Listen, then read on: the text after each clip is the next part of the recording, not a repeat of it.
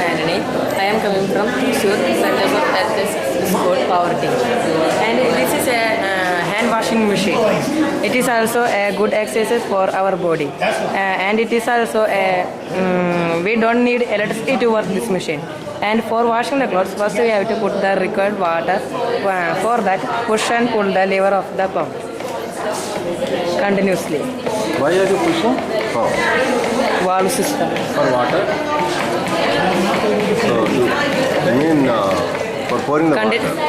Continue this stage, the water level reaches the cylinder half of the inner tub.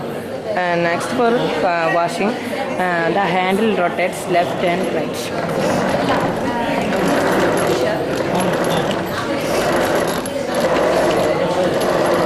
So, how many clothes you can wash?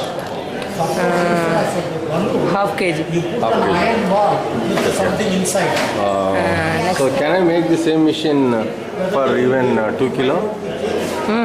Huh? For drying the clothes, the water put down and rotates handle forward.